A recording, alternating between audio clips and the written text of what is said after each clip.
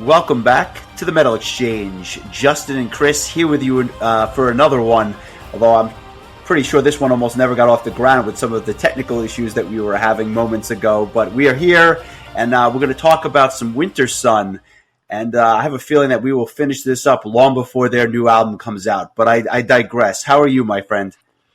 Doing good. I'm glad that we both were able to tech support our way out of some nonsense here, but all is well here.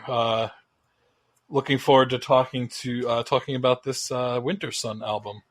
Definitely, I have some really strong thoughts, and I'll tell you a little bit about how I came to know the band and everything else. But before we get there, I don't want to say big releases, but whenever Metallica releases a new album, I feel like there's three camps or three kind of schools of thought. You have the tried and true Metallica fans that no matter what this band puts out, they're going to think it's the album of the year. You've got a group of those people.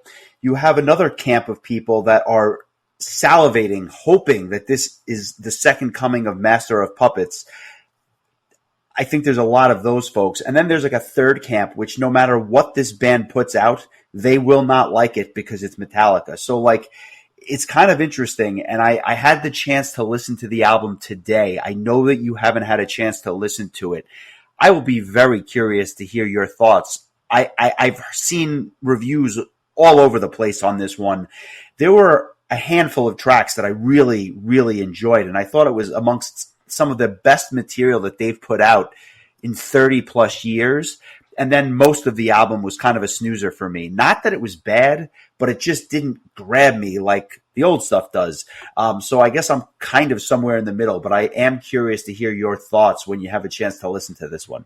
Yep, it is on the list of things that need to be listened to of many. I started off strong, and then I just got completely behind on things. So it is definitely though on the list along with a number of other things. Well, I might as well talk about two other new releases this week then, and I know that you had an interest in hearing both of these as well. The new Overkill album, Scorched, came out, and this is something that I would have definitely ignored had we not covered them in the archives, by request actually, because this was a band that I just never paid any attention to, and probably in part due to the fact that they just have an absolutely massive discography. But their new album, Scorched, came out yesterday, and I gotta be honest with you, unlike the Metallica, I actually really enjoyed this. I listened to it once earlier today, and it's pretty formulaic in the sense that you kind of know what you're going to get from this band. They're not doing many ballads. I'll leave it at that. But for modern thrash, I thought they did a really good job with this. So I'm curious to see if you like that one as well.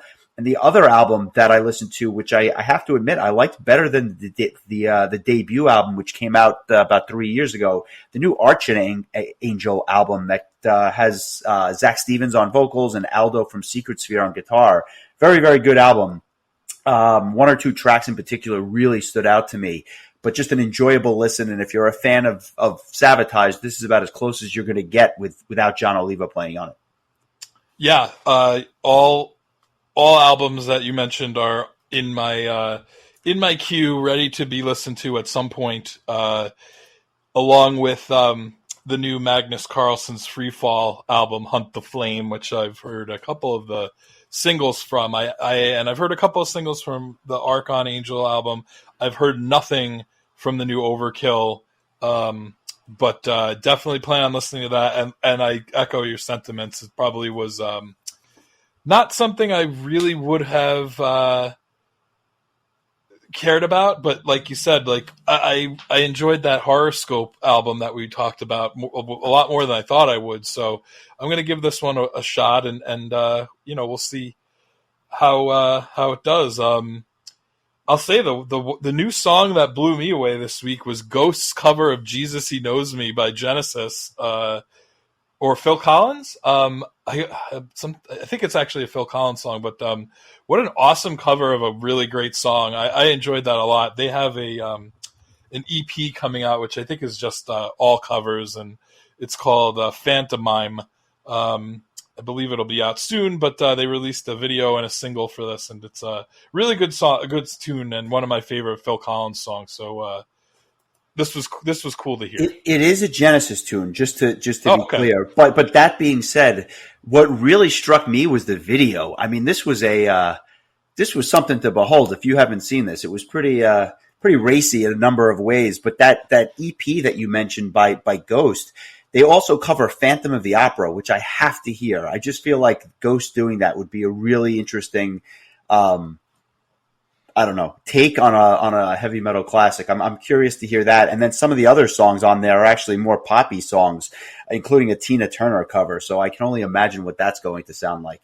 Yeah, they do a good job with their covers, I think. This is a very talented band, and circling back to Metallica, they did a really cool cover of Enter Sandman on that massive Metallica covers album that like tons of artists did covers for. So definitely something I am looking forward to. And then I also saw.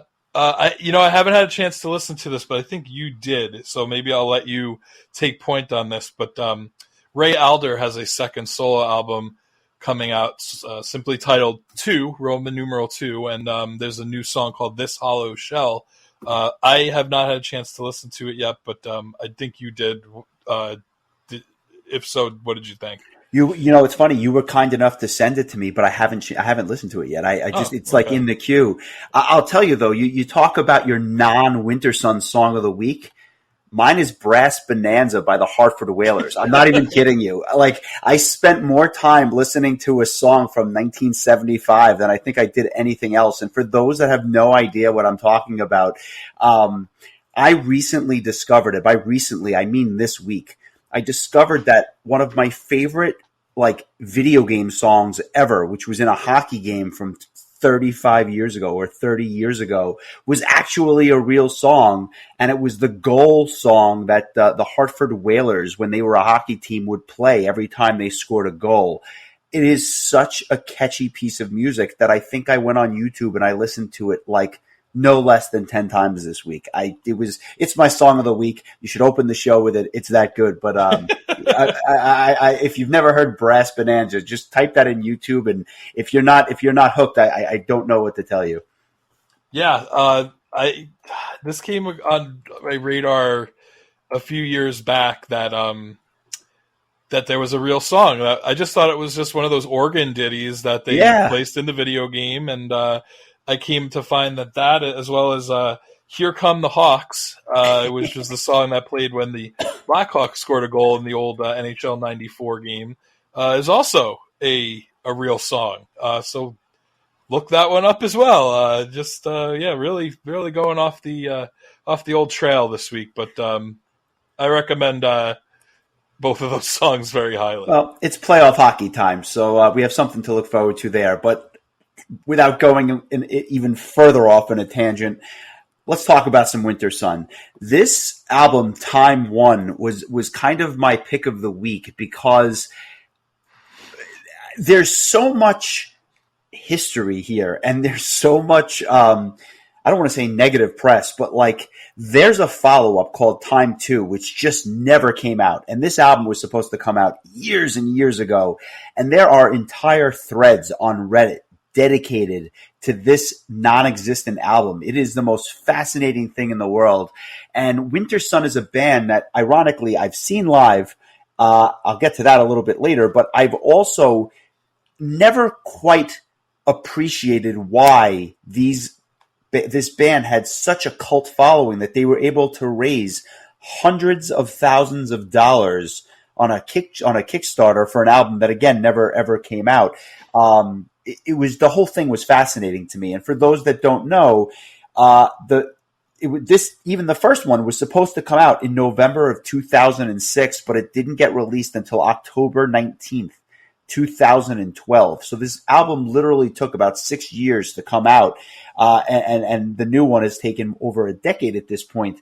Were you a fan of this band, or how familiar were you with Wintersun prior to this week? Yeah, I knew like a song or two here and there. I had Time One, but probably hadn't listened to it, and I mean, probably since it came out. It was probably just out of sheer morbid curiosity after all of the lengthy delays. But I knew them well enough to know what I was getting myself into this week, if that answers your question. It does. And what's funny is that this, again, is the second of 3 albums that the band actually had put out. Their debut album, their self-titled release, came out in September of 2004.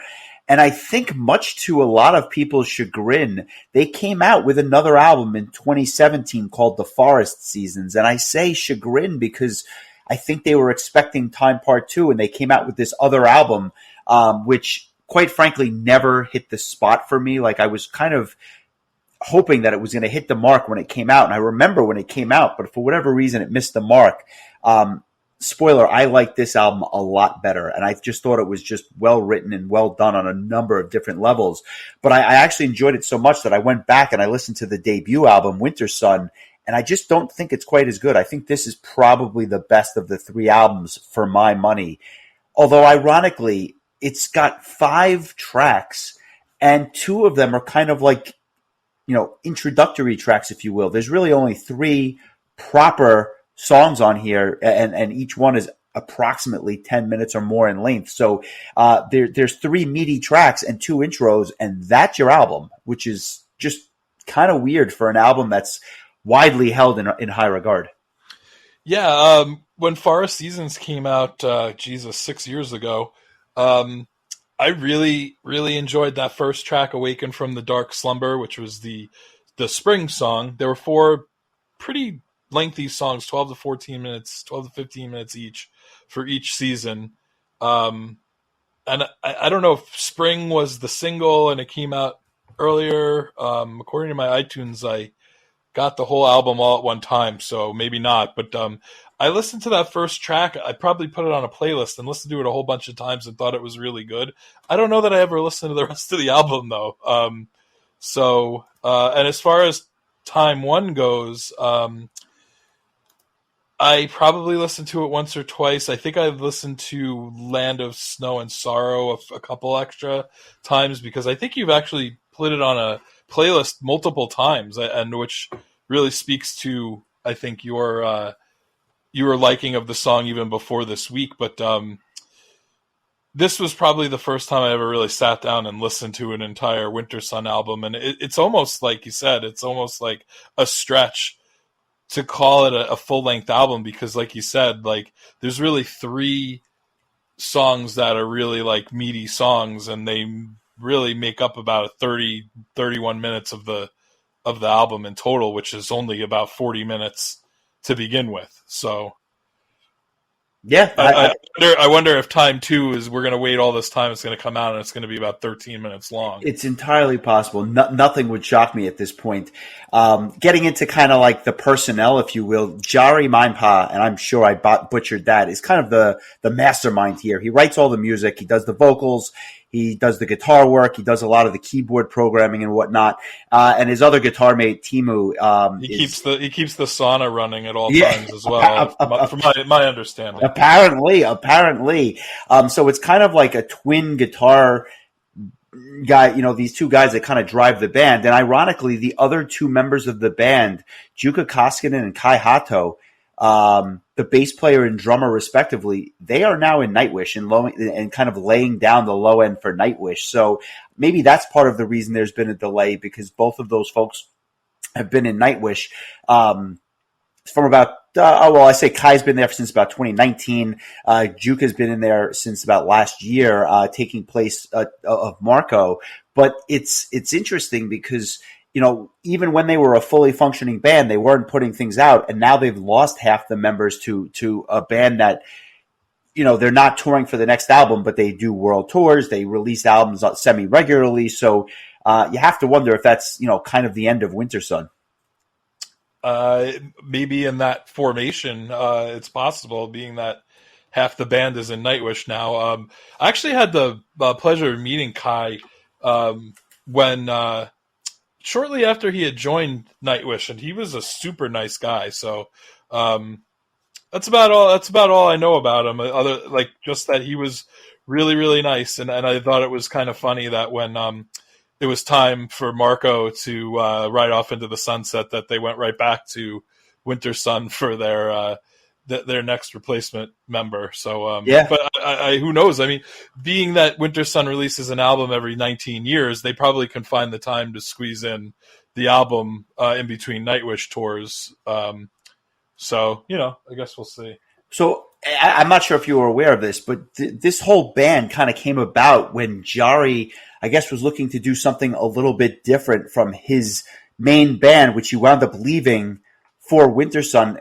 Are you familiar with Jari's other band, Ansephirum, or is that like a brand new name for you? No, I've seen them live, as a matter of fact. Really? I happen to like them quite a bit.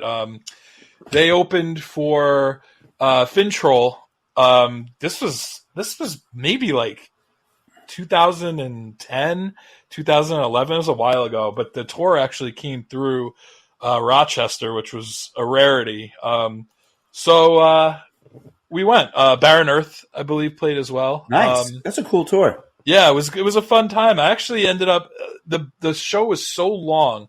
I think with local openers there were 6 bands that played. By the time Fintroll got on stage, it was like 12:30 or 12:45, and I was absolutely exhausted. But Encipherum had played. I believe Baron Earth played before Fintroll, so I was still fresh for their set. I don't know if he would have still been in the band at the time, probably not. But I thought they were great. I grab their albums whenever they come out with a new album. I enjoy their style. It's very catchy to me. So yes, very folky. Yeah, I am very familiar with them. Nice. I've never seen them live, but I could imagine it being a good show. But he left them to start Wintersun, so he obviously believed in the project. And I know, although it wasn't my favorite album, the debut did receive a lot of critical praise. But then, this album that was supposed to come out 2 years after the debut comes out, like I said, in 2012. What else is there left to say? It's funny. I caught them live on 70,000 Tons of Metal back in 2020, right before the world shut down. And I remember they played 2 sets. The first set they played the entire first album. The second set they played everything. Well, I shouldn't say everything, but it was all the stuff that they wanted to play from this album and the Forest Seasons album. So I got to hear 2 of these 3, tracks essentially live. And they did a really nice job, but I never understood why people just went absolutely bonkers for them. I give credit to the band. They are trying to do something very, very different, but at the same time, I don't know if it's almost too ambitious, because it's like every time you listen to them, you hear new things, because it's just it's like controlled chaos in many ways. Yeah, I mean, I listened to this album. I managed to listen to it 5 times, and I'll just say I really enjoyed it. But at the same time, like, I don't know that I have a whole hell of a lot to say about it, because I know we beat this word to death, but this is a dense album for something that's crazy short. Like, those 3 beefy songs, there's a lot going on. So we'll do our best. I'll just say that. Let's give it a go, shall we? It starts with this 4-minute instrumental track called "When Time Fades Away." And although I don't call it a song proper, I mean, it is its own song, but to me, it sounds just like an intro to the next track, which we'll get to. This is really well done, though, and I mean really well done. And every time I listen to it, like I said, I hear something new. I hear harps. I hear top-notch orchestration. I mean, like, the number of orchestration tracks are just like bananas. And apparently, each song was said to contain about 200 separate tracks. So mixing and mastering this thing had to be a real, like, pain in the ass, because I don't know how it's almost too many for anything to stand out. It should sound like just like a puddle of mud, but it actually sounds pretty good. And not only that, they would ultimately re-release this entire album called Time 1.5 and basically just remaster the whole thing, which I thought was interesting. And I actually listened to both versions, and they are discernibly different. But when it comes to this, this intro track, it has a bit of like a Far Eastern vibe to it. And I almost kind of think of like, not Orphan Land, but almost like something from I don't know, like the Ming Dynasty or something like that. It's really weird. And this is a kind of a deep cut. And I know it's a game that you haven't played, but in Dragon Quest XI, they wind up in a town that's supposed to mirror that of like something in the Far East. And there's a song that they play whenever they're in that town that reminds me of this intro track, which is really, really cool. Because I thought that was one of the best games I've ever played. So it kind of got me amped up for that first, big track. Do you have any thoughts about this other than like what I mentioned? Does anything jump out to you? Definitely got the Far East vibe for sure. I even felt as if the cover art, where it says Time 1 on the album, even has kind of a Far East kind of vibe to it. So that there might be something to that. I definitely got, funny we mention it since, half the band ended up in Nightwish, but it does have a bit of a Nightwish kind of flair to it because I think of the heavy orchestration. So, and I'd be hard pressed to think that Yari didn't count Nightwish as an influence. So, yeah, like I was actually a little bit surprised that there was something so classical, symphonic, orchestral. It's surprising that it's like this 4-minute intro, but I agree with you. It's really well done. It's really interesting, and I think it's a really great way to kind of kick things off. In a lot of ways, that there was a couple of times where I listened to the album with headphones on, and I would just play a video game, kind of mindlessly playing Grand Theft Auto Vice City, and like it was almost like I felt like the album really flowed all the way through, almost like it was one full song, even though the songs do break in between. It felt very cohesive from start to finish, and I think this is. I think this really like leads right into the first full length song, "Sons of Winter and Stars," really well. So yes. Yeah, I agree. The intro is really kind of seamless, and this one starts almost like, ironically, like a Final Fantasy game with like that guitar and sitar sound, which is just really, really cool. What I can say is that for a track that's 13 and a half minutes, I mean, it is the longest track on the album, it doesn't feel that way at all. And the way I would describe this to someone that's never heard them, not that they would hear any of the bands I'm about to mention, but to me, it's almost like Wilderun meets Orden Ogan. That's how I would describe this band, where you have like the orchestration and the layering of a Wilderun with the kind of the catchiness and the heaviness of an Orden Ogan. Just a ton to digest here. And I think that, like, it's, generally speaking, it's faster, more upbeat, and just an energetic song overall with really cool backing vocals throughout that kind of lend a nice touch when it's used. Not that liberally, but when it's used, I think it adds a very nice touch. And it just has an epic feel to it. It's chaotic, but it's not really, like, confusing because I feel like it's accessible. It's just happens to be all over the place. And it actually made me think about the band. Like, I know they would probably consider themselves power metal, but like in my opinion, you could argue they're prog, you could argue it's symphonic metal, you could argue it's melodic death metal. I mean, they kind of check off a lot of boxes with this stuff. Yeah, to me, it's funny because like the two bands that I came up with are totally different than the two bands you came up with to describe them. Interesting. To me, it's a lot like Nightwish meets Children of Bodom. It's got that. To me, it's like it's a symphonic melodic death metal experience for the most part. Like, I think that there are definitely tons of other influences and touches of lots of different genres, but I feel like overall it has like the real like crunchy guitars that you get from from that kind of Children of Bodom sound. The vocals are pretty similar in my opinion, but almost lean towards a black metal kind of vocal in certain points. Yes.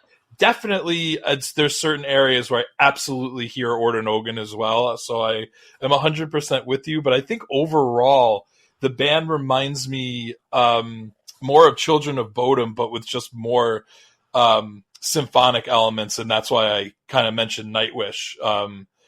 Nightwish more in like a general term, and Children of Bodom in more of a little bit more specific term. But I ended up really liking this. I mean, really, this is a tale of three songs at the end of the day, and this is like the real first big one. But I like it a lot. Like, it's very there's a lot of keyboards, which again, that also kind of harkens back to Children of Bodom, I think, as well.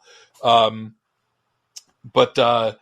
just it's shocking to me that he felt like he needed to like remaster this album, because I thought it sounded really great the first time. I don't know. I don't really have much else to say. I think it's just it's like you said, it's like a sensory overload of like so many different things, but at the same time, it's very reasonable, I guess would be the word. Like, it doesn't feel like you're getting trampled by all this stuff. But it's also just so technically sound that I have a hard time really putting it into words the way I would have, talked about Ed Guy like I did last week. Well, I think that's fair. I'll do my best. I think that if I had to knock this track, there's this like kind of lengthy, somewhat understated and drawn out instrumental section towards the middle, which is a little bit of a miss for me. But the way this song ends with this huge, big, like melodic, loud, just upbeat ending is just so cool that it makes up for any downtime that there is in the middle. It just ends really, really well. And all in all, a very good track. And it leads into another track, which you mentioned earlier, because I must have an affinity for this song, because I don't remember putting this on a playlist at all. And you said I did it more than once. But twice, yeah. I actually, one of the cool things about iTunes is that you can right-click any song on your iTunes, and you can say like find it or show in playlist, and it will show you all the playlists in your iTunes library that song is included in. Nice. And so I did that, and sure enough, in January of 2013 and February of 2017, you put this song on a playlist, and you rarely do that. So I think that says something. I got to be honest with you. Land of Snow and Sorrow, as soon as I put it on this week, I was immediately brought back to why I love this track. I just think that it is so catchy that after the first listen, it was immediately stuck in my head, and I found myself singing it at the most odd and inopportune times throughout the entire week. I just love it. And I have a lot to say about it, but I think it goes without saying, song of the week for me. No questions asked. So let's take a listen to it. We'll listen to a minute of it, and I'll kind of get back and I'll kind of get into why I chose it. Sounds good. I am going to task you with choosing which minute of the song we use, because there's a lot of song to choose from. A lot of minutes and a lot of songs. So let's give it a listen, and we'll be right back.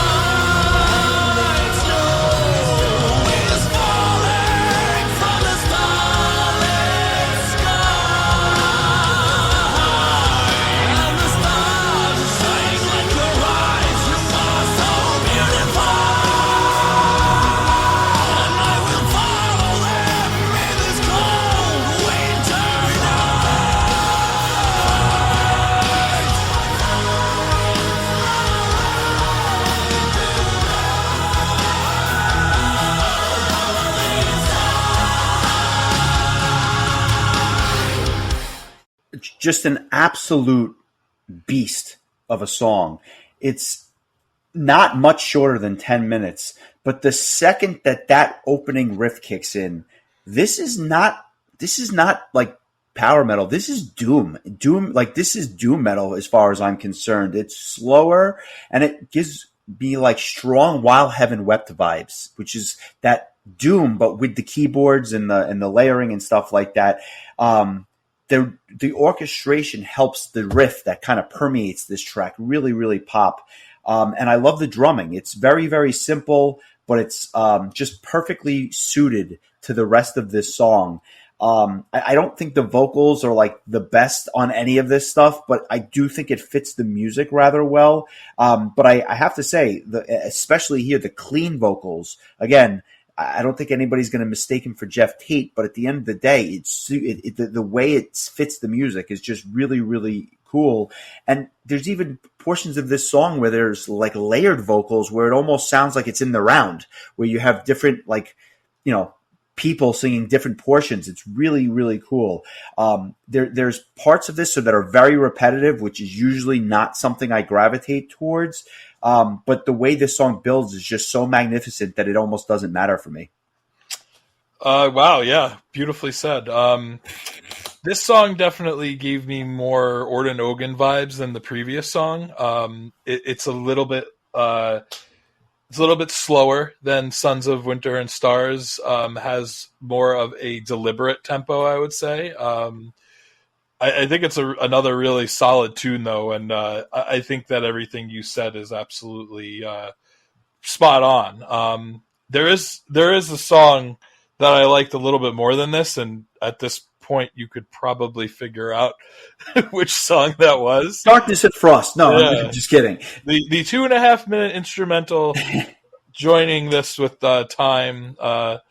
But I was kind of hoping that we would pick different songs, which I thought could have been hard with only 3 songs, to choose from inevitably. But I was kind of expecting you to choose this, being that you put it on a playlist twice. So, well, I had to, and I could have done something else, but I'll take the easy road on this. Before we get to your song of the week, talk to me about Darkness and Frost.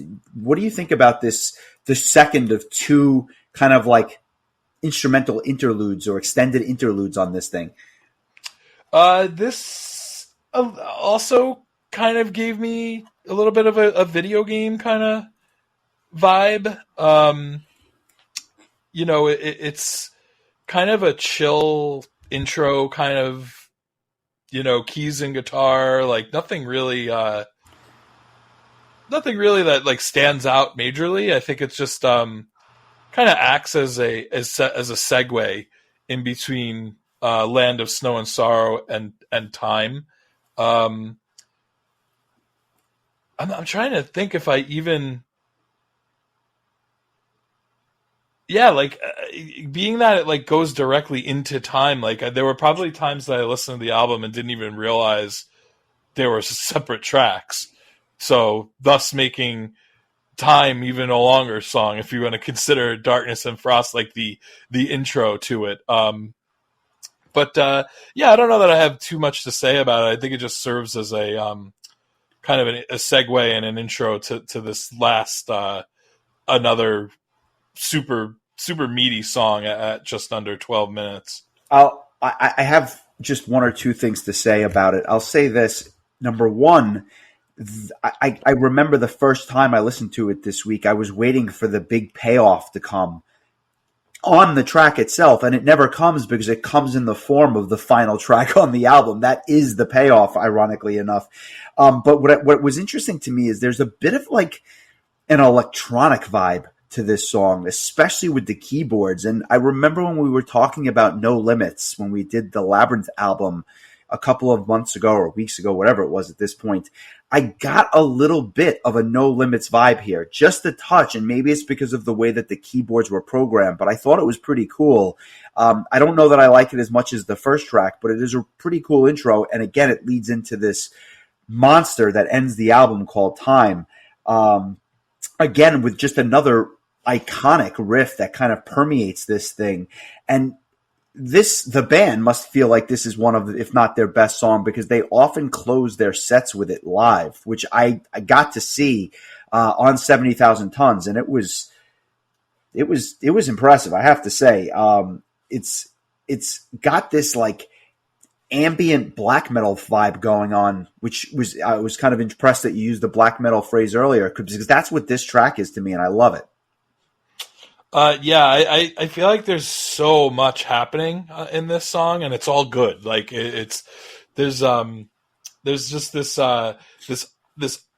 overarching keyboard melody that goes through the whole song that kind of takes the song along. But the chorus is so epic. All the instruments they come through so crisply and so clearly, and it's just the song like has much like the previous long songs on this album.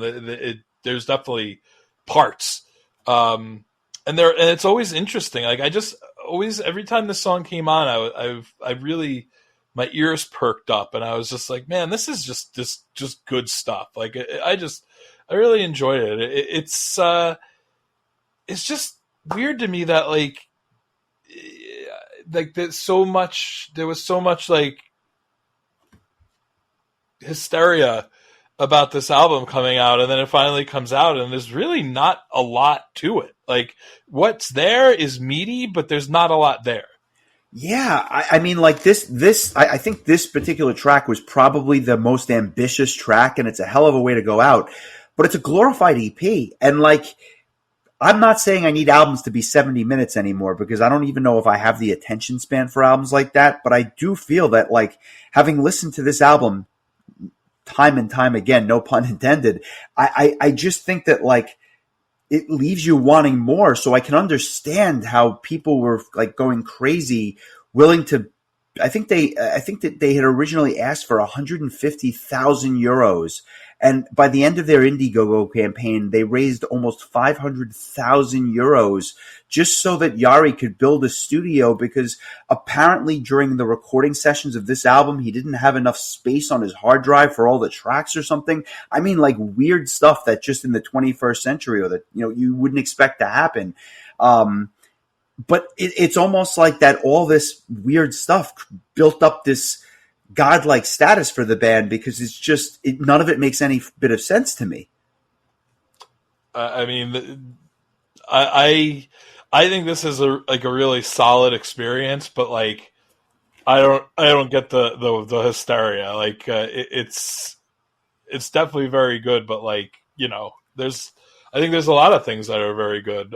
So I mean, yeah. We've talked about a lot of things that are very good on this podcast.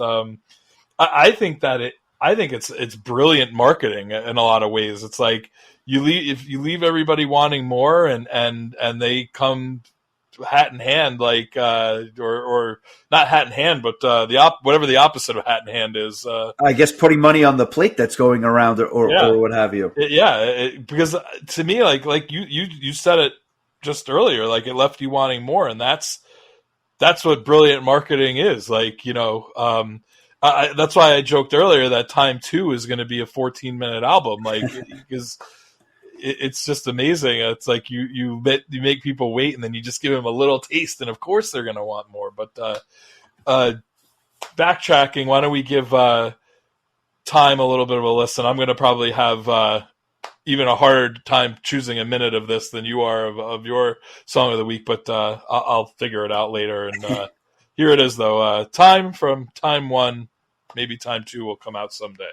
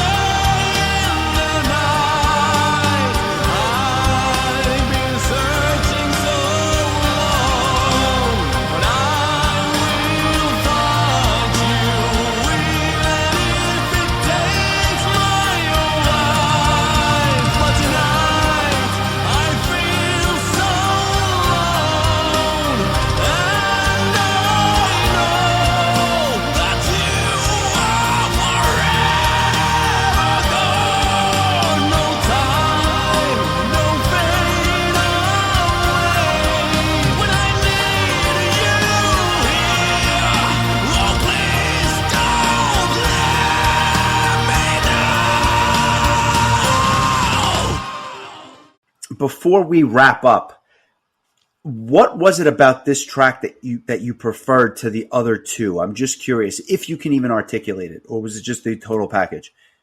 I think that's a good way of putting it. Like, I'll be honest with you, I thought all three songs were excellent. I enjoyed all three quite a bit.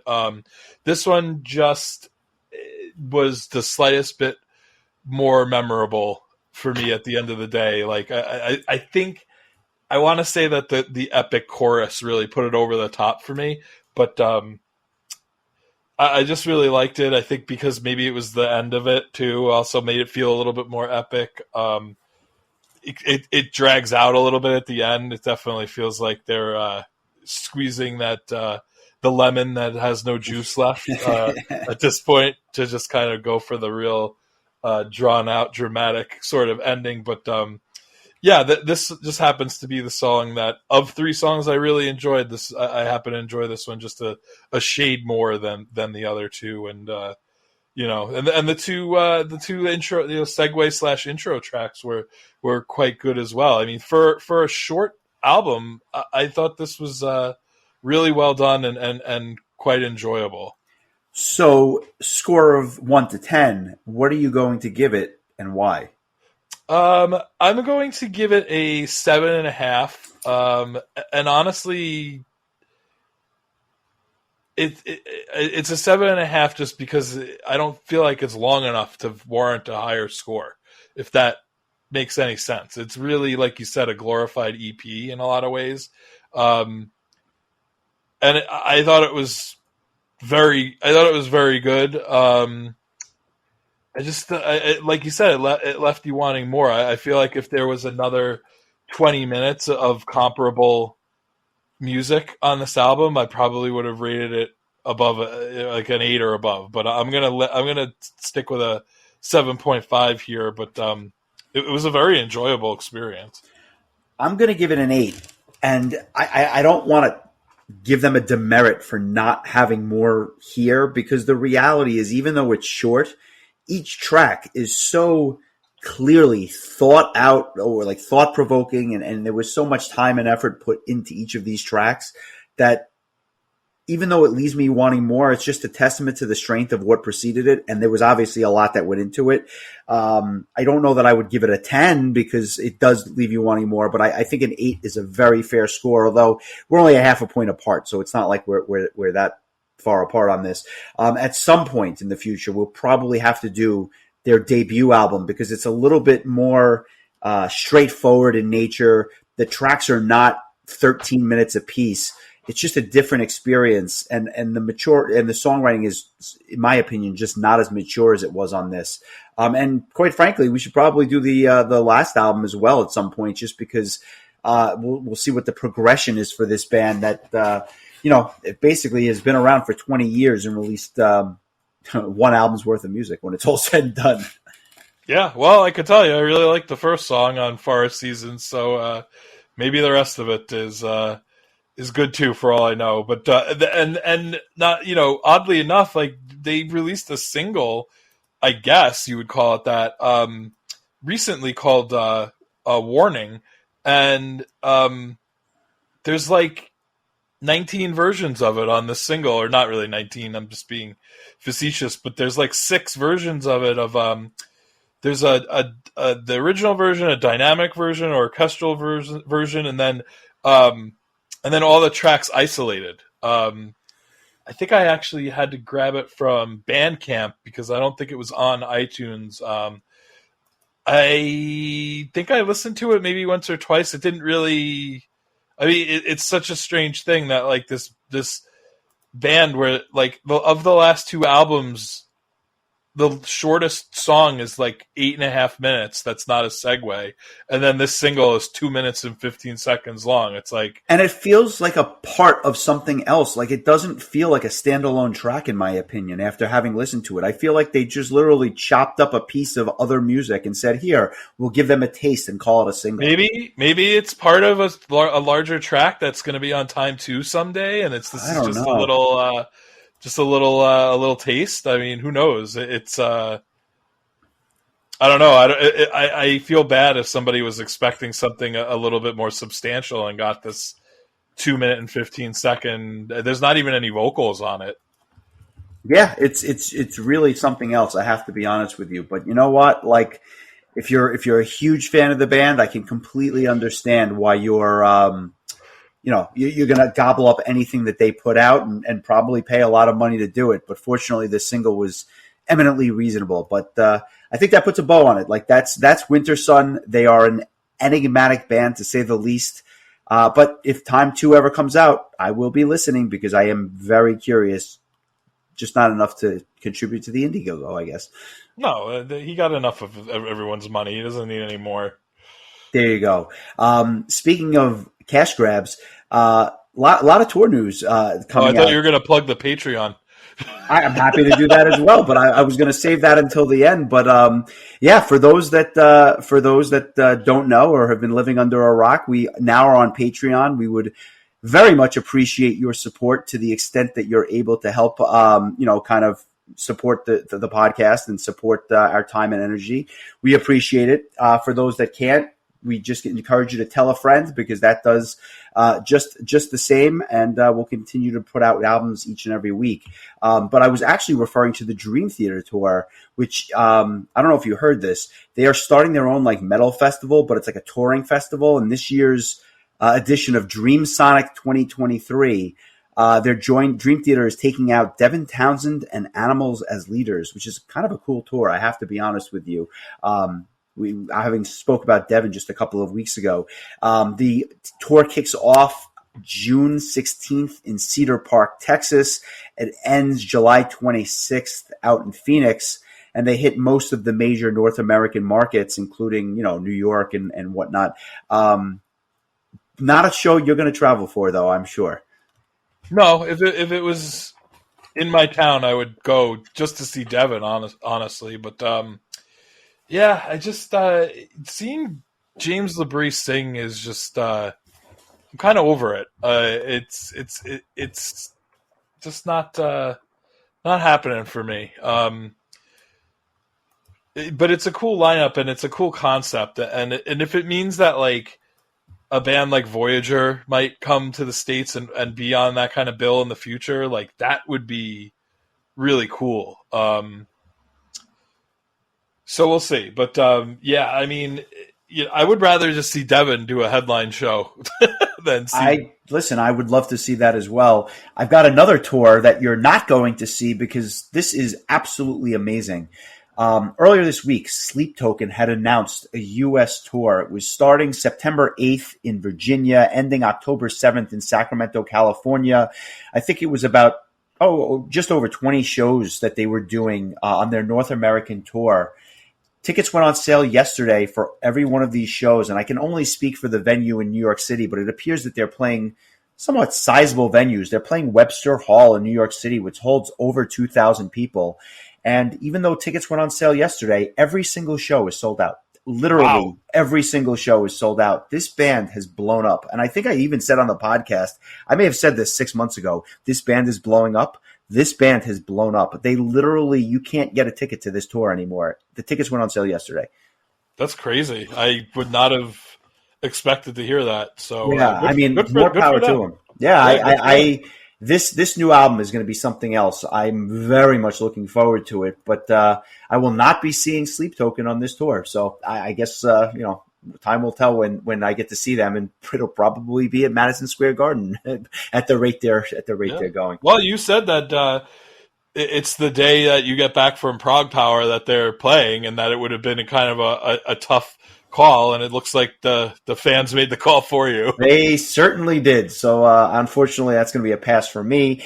But one other bit of news, which I think you might be interested in, Anubis Gate, a band that has been somewhat dormant for a couple of years now anyway, has come out or is coming out with a new album called Interference. It comes out June 2nd, which I thought was kind of interesting. It's going to be another one of their meaty albums. I think it clocks in at over 60-something minutes, but a band that I like quite a bit. So whenever Anubis Gates puts out new material, I make a point to check it out.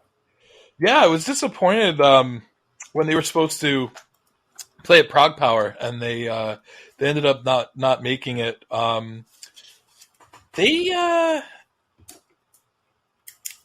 They haven't had an album in a while, have they? I think their last album was a covers album, was it not? It was, and I feel like their last full length release has been a number of years now, if I'm not mistaken. Yeah, so yeah, I'm looking forward to that. God, I don't even remember like what I thought of their last studio album that wasn't a covers album. But this is a band I quite enjoy, so it's cool to hear. Is there anything available yet? Any singles or anything? Or? No, I just saw something posted on their Facebook page, but I did not see any music from the album released. I have to think that something will surface in between now and June 2nd, but I've yet to They hear could go on anything. tour with Elegy now that they're back together. I would travel for that. I would enjoy that very, very much. But that brings us to the end, and I believe it is your choice or your chance to pick something. So what am I listening to next week?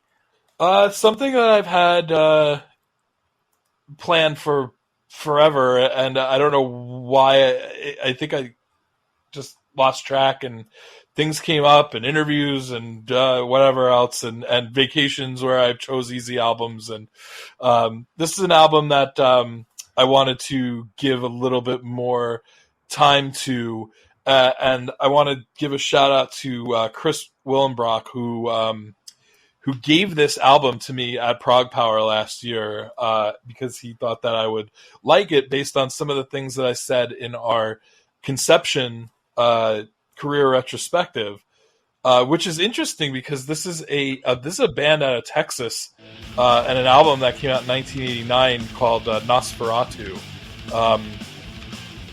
I really wanted to give this the time that I think it deserves based on the fact that somebody went out of their way to give me the album. So I've had this plan for a while, and now it's finally going to happen. I'm going to be home. I'm going to be able to actually listen to it, and I don't know how familiar you are with it, if at all. But either way, I think it'll make for a good conversation. I will be the first one to admit I don't know much by this band at all. I know that James Rivera was their vocalist. I don't even know if he's still with them. I've heard intermittent tracks throughout the years, but if I've heard more than 5 Hellstar tracks, I think I'd be lying. So this is going to be cool for me because it's a band that it's a kind of just put off listening to.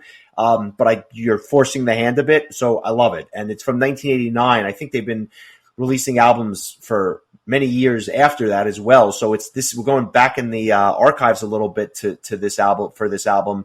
But I'm looking forward to it. I know that they have like this American brand of power metal or speed metal, which is interesting, but not quite like their European counterparts. So good choice. I'm glad you chose this one. Yeah, and I'm really looking forward to seeing where the parallel with Conception comes in. I believe Chris had mentioned that it was more of a comparison to the first Conception album, The Last Sunset. Okay. I believe War of Hate was the song in particular that he was comparing it to. He can confirm that, I'm sure he will.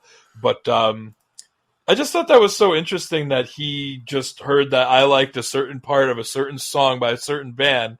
It made him think of another band, and he thought enough to buy the album and hand it to me at Prog Power. It was I was actually very moved by the gesture, and this is my way of almost a year later saying thank you to our friend Chris for that. Well, cheers. I'm glad you chose it. I look forward to doing it. And if you like what you've been hearing, please give us a 5-star review or a like or a follow. Tell a friend about the show. That always helps as well. And obviously, there is our Patreon page, which we mentioned earlier. So anybody who is interested in that, please join as well. Join us at any of our other social media sites. Join the chat in our Facebook group as well. All of it can be found on our Linktree page in one nice, neat package so that everything is there for the listener. So with that being said, I'm going to go listen to some Hellstar. I may even put on some Wintersun again. I'll see. Enjoy the week, bud. I will talk to you soon.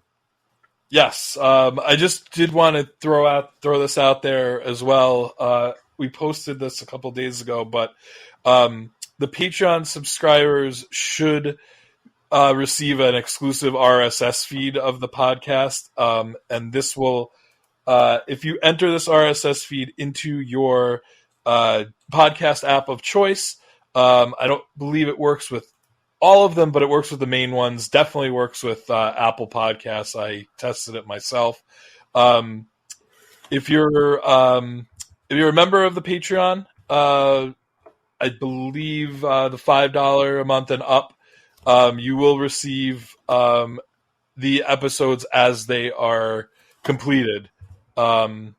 This episode, likely you will get it in your feed Sunday morning rather than Monday morning.